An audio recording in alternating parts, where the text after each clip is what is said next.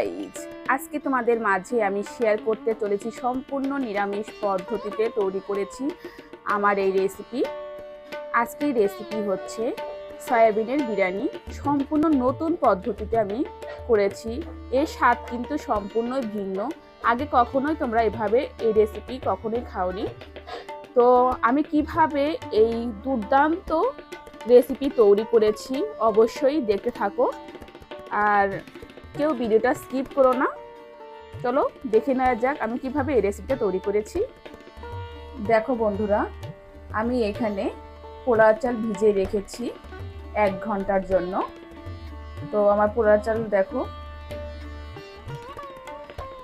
সুন্দর হয়েছে। আর যখনই কোনো পোলাও বা বিরিয়ানি যাই কিছু রান্না করো না কেন, অন্তত 1 ঘন্টাখানি চালটা ভিজিয়ে রাখবে। আর আমি এখানে সয়াবিন সিদ্ধ করে রেখেছি বন্ধুরা, দেখতে পাচ্ছ। আর এখানে আমি জলটা ভালো করে ফুটিয়ে নিয়েছি। আমি কিভাবে আজকে সম্পূর্ণ নতুন পদ্ধতিতে আজকে আমি সয়াবিনের বিরিয়ানি করে দেখাবো, একদম ইউনিক, যা তোমরা কখনোই খাওনি বা খেয়েছো। চলো দেখে নেওয়া যাক আমি কিভাবে এই বিরিয়ানিটা করব। চলো দেখে নেওয়া যাক। দেখো বন্ধুরা, কড়াইটা কিন্তু আমি ভালো করে তাতিয়ে নিয়েছি। কড়াইটা দেখো খুব সুন্দর গরম হয়ে গেছে। এতে আমি সরিষার তেল দিব একটু বেশি করে। আর এখানে সয়াবিনটা ঠান্ডা জল দিয়ে ভালো করে ধুয়ে চিপে নিয়েছি। এখন একটু তেলটা গরম হওয়ার অপেক্ষা। দেখতে পাচ্ছ বন্ধুরা, তেল দিয়ে কিন্তু ধোয়া বেরোচ্ছে। এখন আমি সয়াবিনগুলো দিয়ে দিব। সয়াবিনগুলো দেওয়া হয়ে গেছে। এবার আমি লবণ দিব পরিমাণ মতো। এবার দিয়ে দিব হলুদ। হলুদ দেওয়ার পরে ভালো করে ভাজি করতে হবে। আর সয়াবিনের বিরিয়ানি করলে কিন্তু সয়াবিনটা কিন্তু খুব ভালো করে ভাজতে হবে, না হলে কিন্তু বিরিয়ানিটা টেস্ট হবে না। গ্যাসের ভলিউমটা একটু বাড়াতে হবে।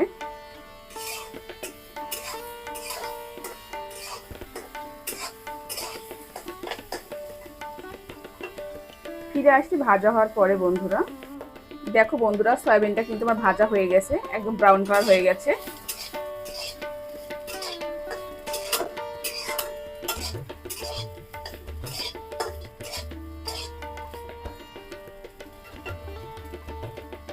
এবার সয়াবিনগুলো উঠিয়ে নিব। দেখো বন্ধুরা, সয়াবিনগুলো উঠিয়ে নিয়েছি পাত্রে। আর এখানে আমি সাদা তেল ব্যবহার করেছি। এখানে কিন্তু সাদা তেলটাই ব্যবহার করতে হবে বন্ধুরা। কড়াইয়ে আমি সাদা তেল ব্যবহার করেছি। এখানে দিয়েছি 2টো তেজপাতা ছিঁড়ে দিয়েছি, শুকনো লঙ্কা, এলাচ, দারচিনি, দিলাম গোটা জিরে ফোড়ন, দিয়ে দিব বাদাম। এবার ভালো করে নাড়তে হবে।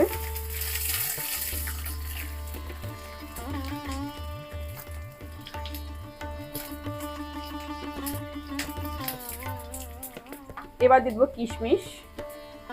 কিশমিশ দেওয়ার পরে একটু হালকা ভাজতে হবে।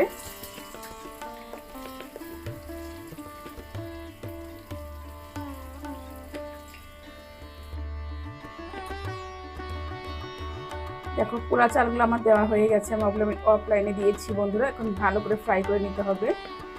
আর পোলা চালটা যত ভালো করে ফ্রাই করবে ততই কিন্তু জলটা কম লাগবে বন্ধুরা।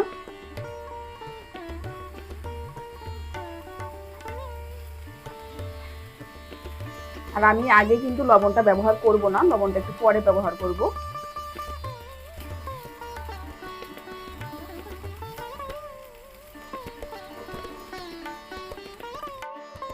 দেখো বন্ধুরা, পোলাও চালটা কিন্তু আমার ভাজা হয়ে গেছে।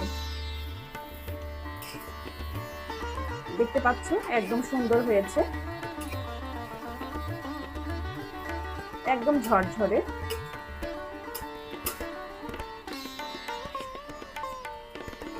এবার আমি সয়াবিনগুলো দিয়ে দিব।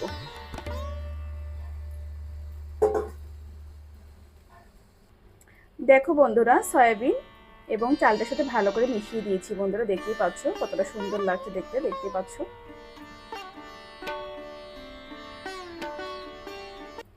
বন্ধুরা দেখতেই পাচ্ছ।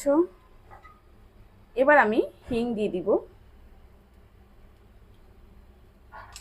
হিং দেওয়ার পরপরই এখানে আমি গরম জল অ্যাড করব।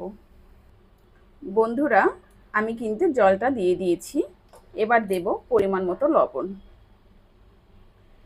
যেহেতু আমি 3 পোয়া নিয়েছিলাম পোলাওয়ের চাল, সেক্ষেত্রে আমার লবণটা এতটুকু দিতে হবে, এতে বেশি দেওয়া যাবে না বন্ধুরা।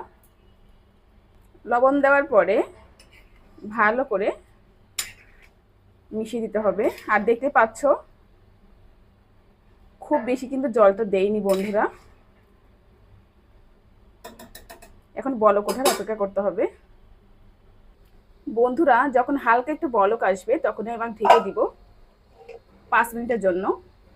ফিরে আসতে 5 মিনিট পর। দেখো বন্ধুরা বলক কিন্তু চলে এসেছে, আর আমি কিন্তু 5 মিনিট পর ঢাকনাটা খুলে দিয়েছি। দেখো এবার আমি জিরের গুঁড়ো ছড়িয়ে দিলাম, দিব ধনের গুঁড়ো, আর দিব সাম্বার মশলাটা একটু বেশি দিতে হবে বন্ধুরা।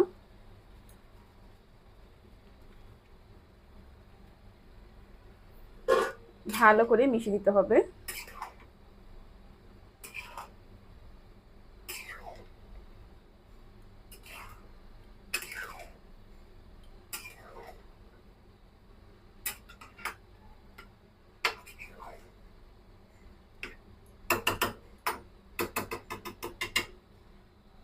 এবার আমি এখানে ঘি দিয়ে দিব।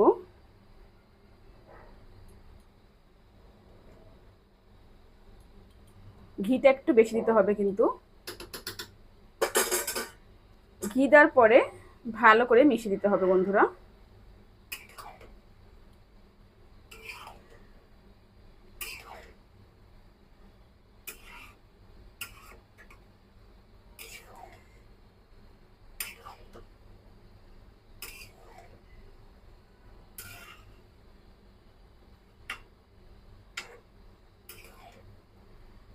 ভালো করে মেশাতে হবে বন্ধুরা, যাতে কোনো লাম্পস না থাকে। আর এরকম করে দিতে হবে 4 সাইড থেকে। এবার আমি 2 মিনিটের জন্য ঢাকা দিয়ে দিব। ফিরে আসতে 2 মিনিট পর। এবার ঢাকনাটা খুলে তোমাদের দেখাচ্ছি। দেখো বন্ধুরা একদম ঝরঝরে হয়েছে, দেখতে পাচ্ছ একদম ঝরঝরে সয়াবিনের বিরিয়ানিটা রেডি হয়ে গেছে। আমি একটা দেখাচ্ছি, একদম হয়ে গেছে। তো এবার আমি একটা পাত্রে সার্ভ করে দেখাচ্ছি। দেখো বন্ধুরা আমি বিরিয়ানিটা একটা বাটিতে, বড় একটা বাটিতে নিয়েছি। এবার সার্ভ করে দেখাচ্ছি এই প্লেটে। বন্ধুরা দেখো রেডি হয়ে গেল রেসিপি। তো কেমন লাগলো আমার এই রেসিপি অবশ্যই কমেন্ট করতে ভুলবে না। আর যদি ভালো লেগে থাকে অবশ্যই লাইক, কমেন্ট, শেয়ার এবং সাবস্ক্রাইব করতে ভুলো না। সবাই ভালো থাকো, সুস্থ থাকো, টাটা।